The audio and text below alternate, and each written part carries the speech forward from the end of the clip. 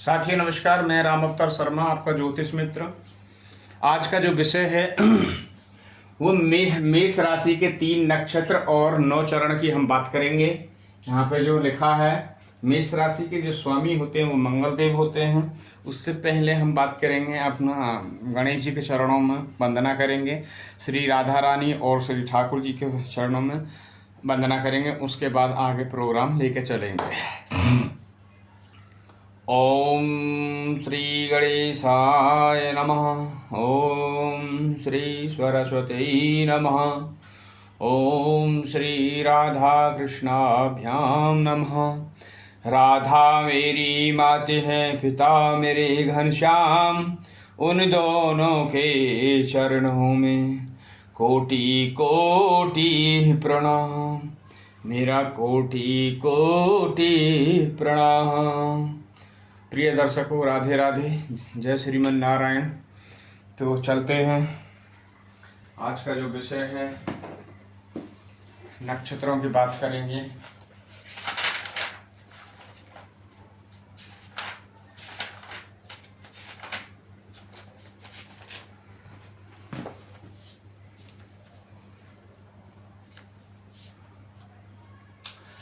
तो देखिए, यहाँ पे जो है मेष लगन होगी। यहाँ पे लिखा मेष और स्वामी, उनके स्वामी मंगल देव हैं। तो मेष के और नक्षत्र की बात करेंगे। नक्षत्र,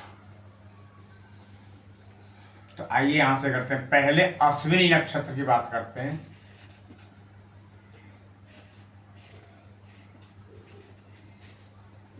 अश्विनी नक्षत्र के जो होते हैं 4 चरण होते हैं। मेष राशि में 3 नक्षत्र होंगे। 3 नक्षत्र के 4 2 राशि नक्षत्र के जो 4 चरण होंगे, और एक जो कृतिका का आएगा वो 1 चरण आएगा। क्या आएगा? 1 चरण। तो पहला चरण की बात करते हैं। जो अश्विनी नक्षत्र के पहले चरण में जिस बच्चे का जन्म होगा, ऐसा बच्चा राजा के समान होगा और अपनी जो है राजा की तरह जिंदगी जिएगा। राजा की तरह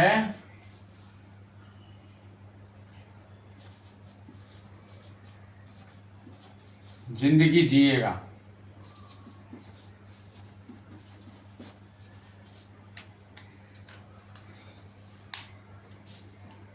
अश्विनी नक्षत्र के पहले चरण का यह है, जिस बच्चे का पहले नक्षत्र में चरण में जन्म होगा वो अच्छा, यानी कोई अच्छे अधिकारी या जैसे कहें हम हमारे जितने भी सीएम वगैरह हैं और हम नरेंद्र मोदी जी हैं, तो ऐसी जिंदगी ऐसा बच्चा जिएगा, ऐसा मानना है।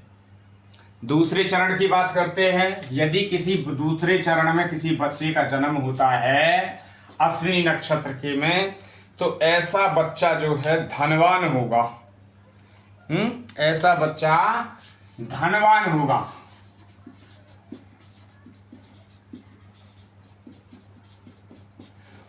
उसके जीवन में कभी धन का कमी नहीं रहेगी। यदि पूजा कर लो, यदि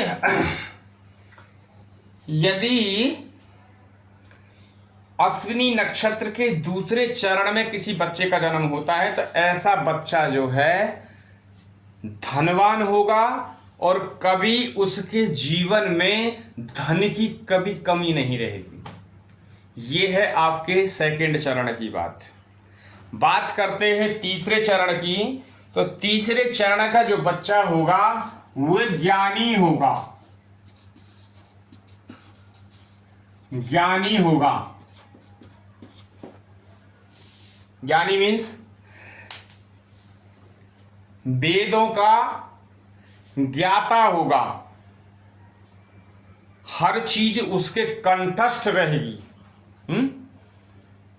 ज्ञानी होगा, है मीन्स टीचर होगा, या कोई बड़ा एस्ट्रोलॉजर वगैरह होगा, हैं, या कोई कथावाचक होगा, या कोई राम कथा करने वाले होंगे। तो ऐसा बच्चा जो है वे ज्ञानी होता है, उसके अंदर ज्ञान कूट कूट के भरा रहता है, उसको कहा जाता है ज्ञानी। बात करते हैं चौथे चरण की।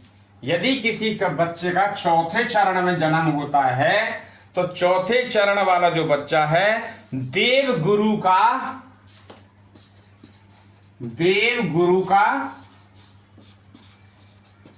भक्त होता है। देव गुरु मतलब भक्त, भगवान की भक्ति करने वाला होगा, माता पिता की सेवा करने वाला होगा, बड़ों का सम्मान करने वाला होगा, और माताएं बहनों का सम्मान करने वाला होगा। ऐसे जातक को कहा जाता है देव गुरु। सभी देवताओं का सम्मान करने वाला होगा। तो ये आपका अश्विनी नक्षत्र के 4 चरणों की हमने बात की। अब बात करते हैं भरणी नक्षत्र की। अब आ जाता है यहां पे भरणी नक्षत्र।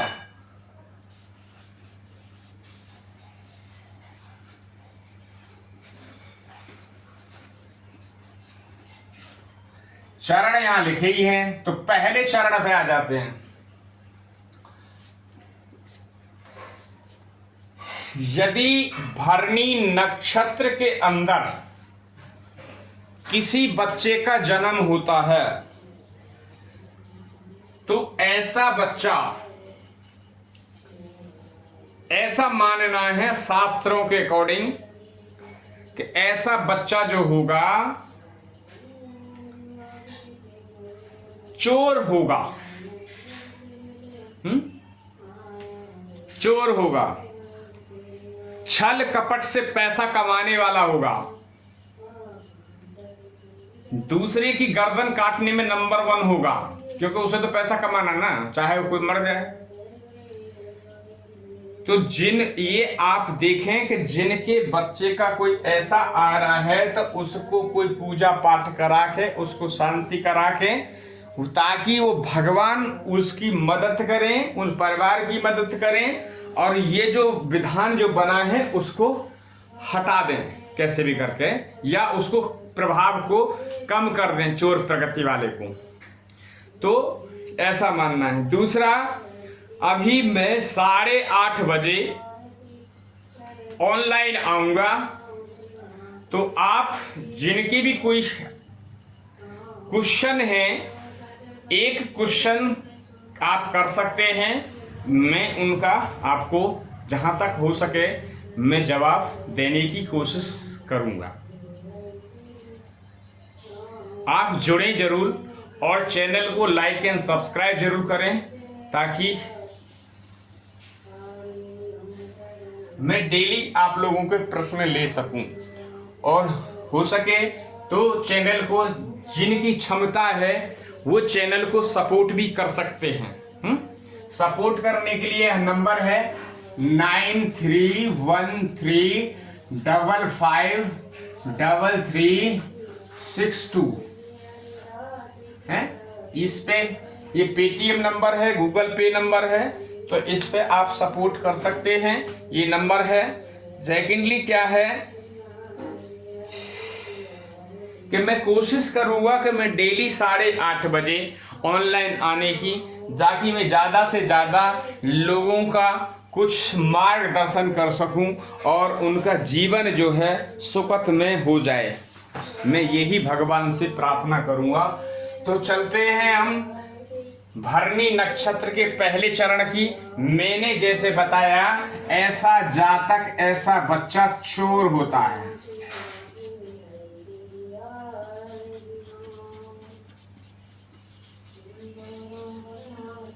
चोर होता है, हाँ? बात करेंगे सेकंड की, भरणी नक्षत्र का दूसरे चरण में यदि किसी बच्चे का जन्म होता है तो ऐसा जो बच्चा जो होता है भाषाहीन होता है, भाषाहीन। ऐसा बच्चा पिता के धन को नाश करने वाला भी होगा। ये लिखा है भाषाहीन होगा, है? और पिता के धन को नाश करने वाला, पिता के धन को नाश करने वाला भी होगा, ऐसा हमारा शास्त्रों के अकॉर्डिंग मानना है? ऐसा हमारा मानना है। दूसरा हम बात करते हैं, तीसरे चरण की बात करते हैं। तीसरे चरण की बात करते हैं।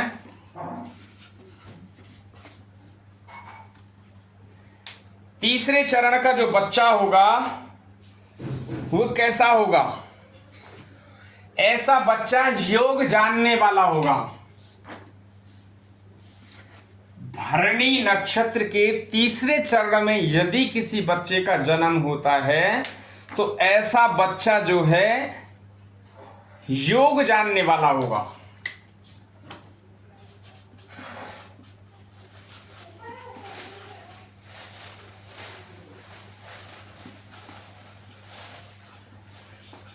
योग जानने वाला होगा, ऐसा हमारा योग क्या? ऐसा बच्चा योग जानने वाला होगा। तो और दूसरा अपने माता पिताओं की सेवा भी करने वाला होगा, ऐसा हमारा मानना है। बात करते हैं भरणी नक्षत्र के चौथे चरण की। चौथे चरण में ऐसा बच्चा जो है, चौथे चरण का अपने कुल का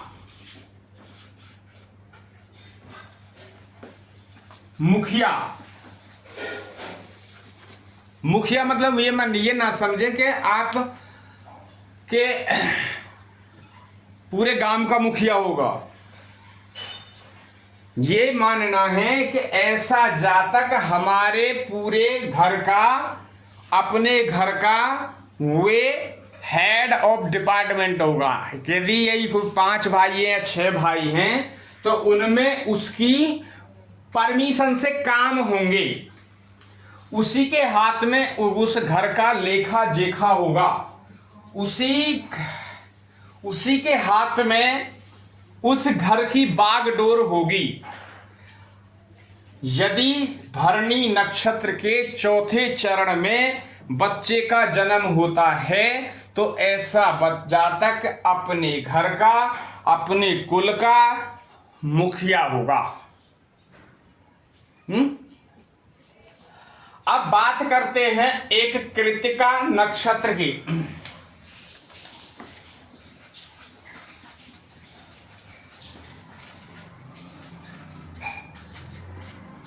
कृतिका नक्षत्र की बात करेंगे और वो पहले चरण की बात करेंगे। पहले चरण की बात करेंगे तो ऐसा जातक जिनका कृतिका नक्षत्र में पहले चरण में यदि किसी बच्चे का जन्म हुआ है तो ऐसा बच्चा शुभ लक्षण वाला होता है।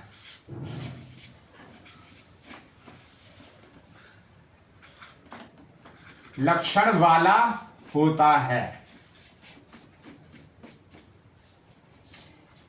ये आज हमने जो करी मेष राशि में 3 नक्षत्रों को लेके और 9 चरणों की बात की।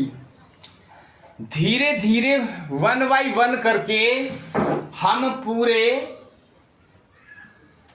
12 राशियों की बात करेंगे, 27 नक्षत्र की बात करेंगे और 108 चरणों की बात करेंगे। तो ये आज का जो यहां तक इतना ये हमने समझाया। दूसरा एक छोटा सा टॉपिक और आपको समझा देता हूं। मेरे पास कुछ सवाल आए थे गण मूल को लेके कि जिन बच्चों का जन्म जो होता है, गण मूल में बच्चा जो जन्म लेता है तो उसके मेरे आए थे। ये जब होता है तो एक आपका अश्लेषा नक्षत्र होता है और एक होता है मघा नक्षत्र। यदि मघा नक्षत्र और अश्विनी नक्षत्र, देखिए पहले आप तुलना समझ लीजिए क्या है।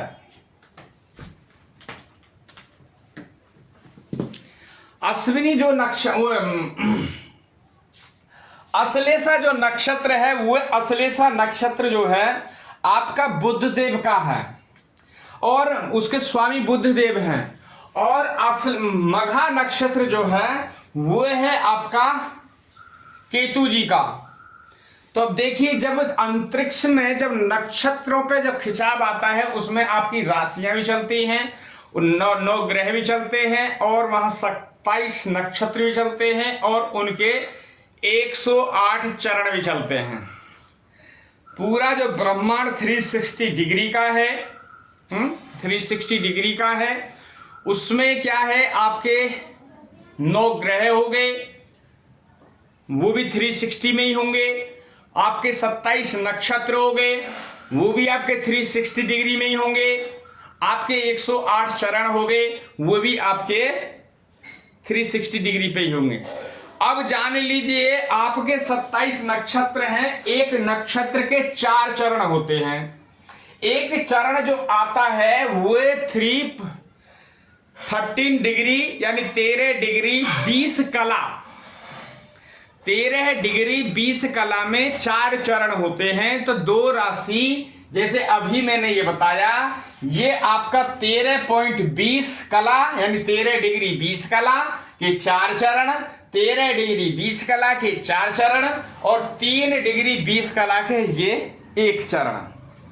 तो टोटल जो होता है, अब जान लीजिए इनका जो स्पेस की भी बात करेंगे, क्योंकि ब्रह्मांड में जब भी स्पेस भी है तो ये स्पेस जो है ऐसे होता है, बीच में एक रेखा खींची जाती है, बॉर्डर जो होता है। तो पहले अब जान लीजिए कि नक्षत्रों का बहुत ही बड़ा खींचातानी रहती है।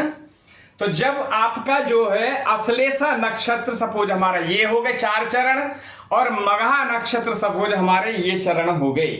तो इस केस पे क्या होता है, जब दोनों की आपस का ये खिंचाव रहता है, ठीक है। 3 जब 12 इनके रोकिए, कोई ये क्वेश्चन ना करे कि आपका 26 40 और 3 20, तो ये हो गए 29 40, तो 60 कहाँ गया, 60 कला। तो 60 कला जो है उसके बॉर्डर में चले गए, 60 कला जो है उसके बॉर्डर में चले गए। अब बात करते हैं क्या इनके प्रभाव जान लेते हैं। देखिए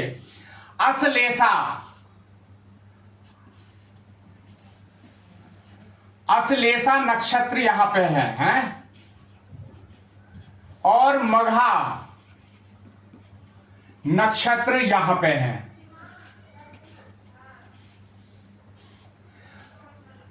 अब इसके 4 चरण 1 2 3 4, 1 2 3 4। अब जान लीजिए ऐसा बच्चा जो है जिनका गण मूल में जन्म होता है, ऐसा बच्चा अपने माता, अपने पिता, स्वयं के लिए भारी होता है।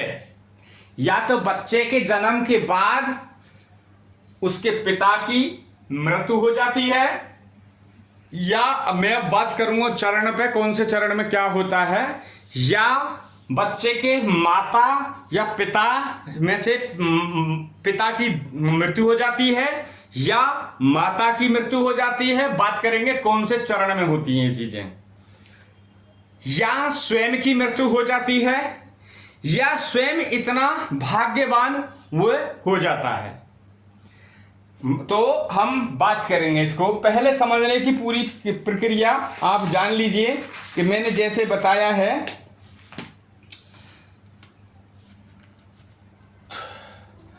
तो देखिए आप यहां पे समझ लीजिए, आश्लेषा, जब आश्लेषा खत्म होगा तो मघा नक्षत्र चालू होगा है।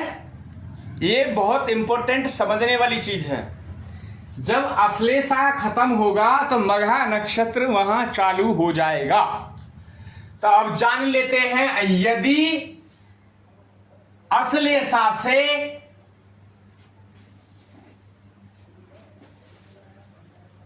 आश्लेषा के चौथे चरण या मघा के पहले चरण में यदि किसी बच्चे का जन्म होता है तो ऐसे बच्चे का पिता होने के बाद, चाहे 10 दिन बाद, चाहे महीना बाद, चाहे 2 महीना बाद, मतलब 1 साल के अंदर में उनकी मृत्यु हो जाती है।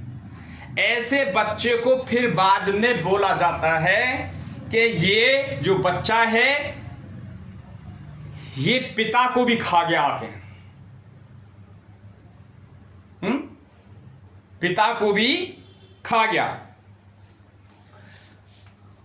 फिर बाद में हम बात करेंगे उपायों की, तो वो जाने पहले फिर चलते हैं हम। यदि मघा के किसी दूसरे चरण में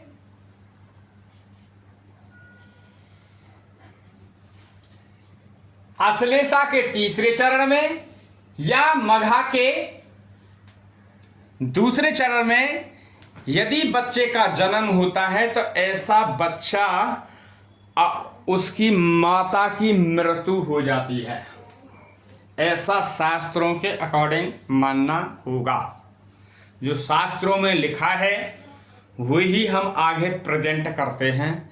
अपने मन मौखिक कोई चीज़ें, ये चीज़ें नहीं प्रेजेंट करते हैं। जब ऐसी बात आती है तो वो हम स्वयं ही कर देते हैं। बात करते हैं, यदि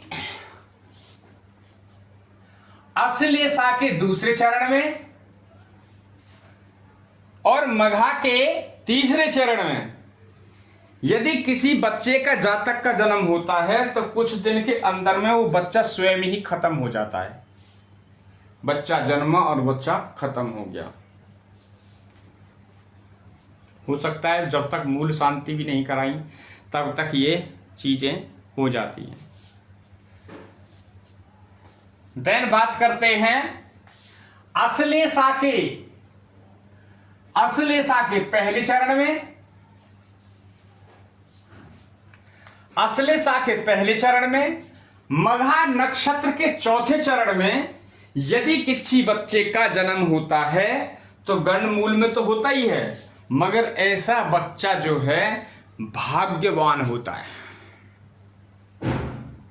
ऐसा बच्चा स्वतः ही भाग्यवान होता है।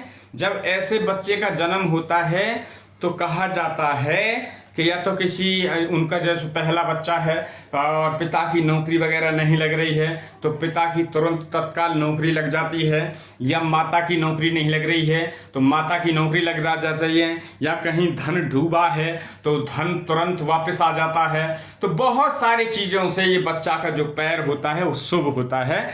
इसलिए आज ये कई मेरे पास में क्वारी आई थी कि गुरुजी ये चीज़ बताओ आप, तो हमने आज ये चीज़ पे बताया कि जो मेन जो प्रभाव होता है बच्चे का वो इन 2 नक्षत्र में ज़्यादा होता है। ये आश्लेषा जो है बुध का नक्षत्र है, मघा नक्षत्र जो केतु का है। इन वैसे ही 4 नक्षत्र होते हैं, 2 होते हैं बुध के और 2 होते हैं केतु के।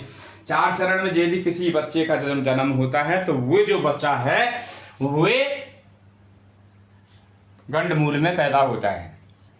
उपाय इसका क्या है कि पहले जिस नक्षत्र में पैदा हुआ है उस नक्षत्र, सपोज मघा नक्षत्र में हुआ है, तो मघा नक्षत्र के प्रॉपर तरीके से पंडित जी के द्वारा पूरे मंत्रों का जाप होता है और जाप होने के बाद में 27 दिन बाद उनका पूरा हवन होता है। हवन होता है। हवन में क्या विधान है, जब से बच्चा माता के पेट में है, जब से माता के पेट में गर्भाधान हुआ और जब माता गर्भाधान के टाइम, गर्भाधान से लेके और जन्म तक के समय में जहाँ जहाँ माता गई हैं वहाँ वहाँ का पानी, वहाँ वहाँ के पत्तों पे मतलब पेड़ों की पत्तियाँ वो पूजा में लाई जाती हैं। वहाँ के रास्तों की कंकड़ी, आपका क्या होता है, अब तो कुआं है नहीं, ये तो नहीं, 27 कुओं का पानी आता है। कुआं आप जानते ही होंगे, अब तो नल का है, अब तो घर ही आएंगे क्योंकि अब तो कुआं है नहीं, लुप्त हो चुके हैं। तो 27 कुओं का पानी, 27 वृक्षों की पत्ते, अब इसमें पत्ते भी बहुत कठिन हैं यहाँ मिलना है, जल्दी से मिलते ही नहीं है और उनके बहुत हुए हैं। हर पेड़ का जो है विधान है कि ये पेड़ जो है किस नक्षत्र के आता है, ऐसा भी नहीं है कि वैसे ले आए। नीम है तो नीम का नक्षत्र है, यदि पीपल है तो पीपल का नक्षत्र है, यदि अगर आम का है तो आम का नक्षत्र, समी पत्र है तो उसका भी है, समी वृक्ष का भी, सबके अलग अलग नक्षत्र हैं। तो इनका क्या है, जब तक माने गर्भाधान में था बच्चा, गर्भाधान हुआ और जब तक बच्चे का जन्म हुआ उस समय से अब तक जहां जहां माताएं गई हैं वो वहां वहां का क्या है, पानी लाया जाता है, रास्तों की कंकड़ लाए जाते हैं और पेड़ों की पत्तियां लाई जाती हैं। और यदि वहां कोई नलका वगैरह पानी वगैरह है तो वहां से भी लाया जाता है, ताकि जहां जहां का उस बच्चे ने अन्न खाया है वहां वहां का उसका उपचार किया जाएगा, तो ही बच्चा आगे वो गंडमूल शांत होंगे। 27 वृक्ष जो है बड़े ही टफ हैं जो बताए गए हैं, मैं फिर किसी दिन उनमें बात करूंगा क्योंकि वीडियो जो है लंबा हो जाएगा और लंबा होते ही तो फिर आप भी नहीं ज़्यादा देख पाते हैं और फिर मेरे को ऑनलाइन भी आना है 8:30 बजे, तो आप लोग जुड़ सकते हैं। पहले कुछ प्रश्न के लिए आप कोई भी एक प्रश्न आप जानना चाहते हैं तो आप मेरे साथ में जुड़ सकते हैं, तो फिर मैं आपको उसका जैसा मेरे पे बनेगा, मैं ज्ञानी नहीं बनता हूं और ना ही ज्ञानी हूं। यदि कोई ज्योतिषी ये कहता है, आपने पूछा पंडित जी आपसे क्या सब कुछ आता है, तो पहली बात तो यह है कि गुरु को, जो गुरु है चाहे कोई भी है, उसको आपका पूछने का अधिकार नहीं है। ऐसा आप यदि कार्य करते हैं तो आप अपने खुद ही जुपिटर को खराब करते हैं। ये मेरे छोटे छोटे जो बच्चे या बड़े जो स्टडी कर रहे हैं बच्चे, यदि ऐसा कहते हैं कि वो है यार तेरे गुरु पे तो ये चीज आता है, हमारे गुरु पे तो पता नहीं कैसा आता है या नहीं आता है, तो ऐसा ना करें। यदि आप ऐसा करेंगे तो आपके बृहस्पति देव जो है आपसे वे अलग होना शुरू कर देंगे, और जब बृहस्पति देव आपकी साइड होने शुरू कर देंगे आपसे, तो आपका जो मस्तिष्क जो है, आपका जो ज्ञान है वो धीरे धीरे समाप्त होना शुरू कर देगा।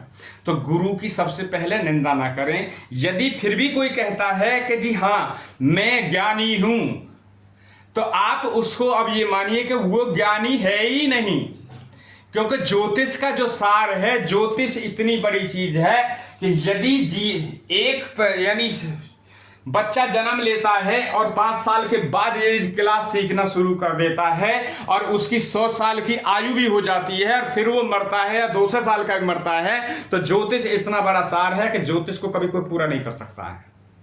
इसमें से खंड में से खंड, खंड में से खंड, प्रश्न में से प्रश्न, प्रश्न में से उत्तर, में से उत्तर, उत्तर में से उत्तर निकलते ही रहेंगे। देखिए यहाँ से ब्रह्मांड से पृथ्वी तक चल रहा है, तो क्या छोटा मोटा है क्या ज्योतिष? ज्योतिष एक जो जहाँ विज्ञान खत्म होती है ना, वहाँ से ज्योतिष चालू हो जाती है, ज्योतिष वहाँ से चालू होती है। तो दूसरा, मैं बार बार यही कहता हूं कि यदि आपको कोई साधु संत कहीं मिलते हैं तो उनकी आप सेवा करें, आप उनको आप वंदना करें। यदि किसी का अपमान ना करें, ऐसा कार्य करते हैं तो आपके जो किसी का अपमान करते हैं साधु संत का, तो आपके जो है पुण्य जो है क्षीण होते हैं और जो पाप हैं वो उदय होने शुरू हो जाते हैं। यदि आप वही कार्य यदि साधु को प्रणाम करेंगे, उनका दंडवत करेंगे और उनसे आशीर्वाद लेंगे, तो आपके जो पाप हैं वो क्षीण हो जाएंगे और पुण्य जो है उदय होते रहेंगे। ऐसा ही यदि गाय को आपका पैसा तो लग नहीं रहा है, यदि गौ माता आपको मिली है तो आप गौ को प्रणाम करें। गौ को प्रणाम करने के तो आपके भाग्य जो है वैसे ही उदय होने शुरू हो जाएंगे। यदि नंदी महाराज कहीं आपको मिलते हैं तो नंदी जी को आप प्रणाम करें हैं तो आपके भाग्य जो है पुण्य जो है क्षीण होते रहेंगे और भाग्य जो है उदय होते रहेंगे। यदि पीपल वृक्ष आपको कहीं मिलता है तो उनको आप प्रणाम करें। देखिए, आपका पैसा तो खर्च हो नहीं रहा है, थोड़ी सी एक जवान हिल रही है और पुण्य जो है बहुत सारा मिल रहा है। देन बात करते हैं ऐसे ही बट वृक्ष यदि कहीं मिलता है, ये बिगर पैसे के उपाय हैं, ये बिगर पैसे के उपाय हैं। यदि पैसे से उपाय करेंगे, यदि कहीं गाय को आपको खिलाना भी होगा तो एक कम से कम 20 रुपये 10 रुपये की एक पालक की गड्डी तो लेंगे, तो वह पैसा खर्च हुआ ना, मगर ये तो बिगर पैसे का है। यदि आपको 50 बार भी गाय मिलती है तो 50 बार भी यदि आप प्रणाम करते हैं तो आप अपने जीवन में उस चीज को उतार के देखिए, फिर आगे उसका प्रणाम भी देखिए, आपको कितना बड़ा प्रणाम उसका मिलेगा। देन बात करते हैं आपकी रोटी की। अभी जो हमने बात करी, जो रोटी को सुबह प्रत्येक घर से गौ माता को एक रोटी देनी चाहिए। उस रोटी का हम महत्व बताते हैं, बार बार बताते आए हैं। एक रोटी के सपोज 4 भाग किए, 4 भाग करने का, एक रोटी 4 भाग का मतलब एक गाय को आपने रोटी खिलाई तो चौथा जो हिस्सा है वो हमारे पुण्य में आ जाता है, हम यानी पति पत्नी के भाग्य में उसका पुण्य आ जाता है। दूसरा जो टुकड़ा होगा वो आपके मतलब दादा दादी और पिता के भाग्य में चला जाता है, माता पिता और दादा दादी के भाग्य में चला जाता है। और तीसरा जो टुकड़ा है आपके ननिहाल पक्ष के यानी नाना नानी और नाना नानी के पिता और उनके भाग्य में चला जाता है, नाना के पिता के भाग्य में।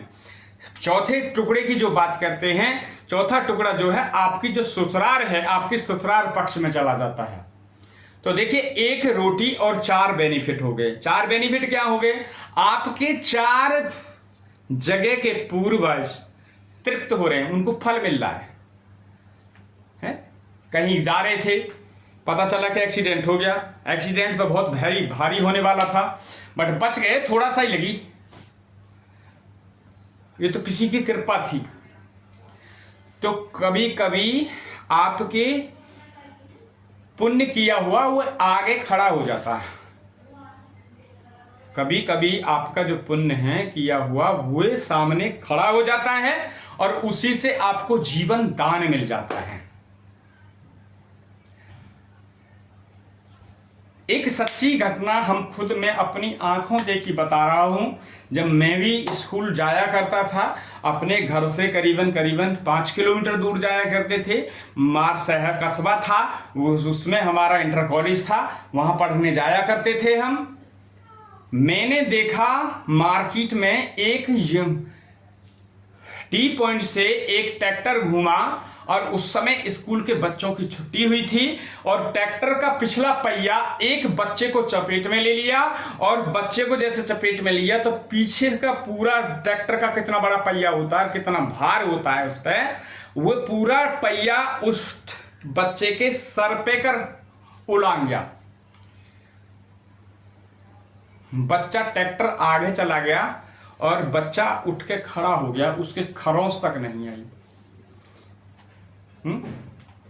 इसको कहते हैं कि बच्चे को किसी ने बचाया। तो उसके माँ बाप हो सकता है उनके दादा दादी या कोई भी कहीं से अच्छा सत्कर्म हुआ होगा, उसी का उनका पुण्य का वो मिला ताकि उस बच्चे को खरोंच भी नहीं आई। इसको कहते हैं आप दान करते रहें। हम भी जो है आपके किसी यदि कहीं पे कोई सेवा ऐसी माध्यम नहीं है कि जहाँ कोई सेवा ऐसी है कि बंदरों की सेवा करनी है और वहाँ पे बंदर बहुत बहुत दूर दूर तक नहीं हैं, तो हम बंदरों की सेवा भी करते हैं। और आपने भेजा जो भी, चाहे आपने अकेला भेजा चाहे 1 रुपया भेजा, वो आपके नाम से संकल्प देके है प्रॉपर ही वहाँ उनको भोजन कराया जाता है, ताकि वो आपका दान आया हुआ तुरंत आपके खाते में दान चला जाए। आज के लिए इतना ही। राधे राधे। चैनल को लाइक एंड सब्सक्राइब करते रहिए और 8:30 बजे मैं लाइव आऊँगा, तो आप बेशक जुड़ सकते हैं। धन्यवाद।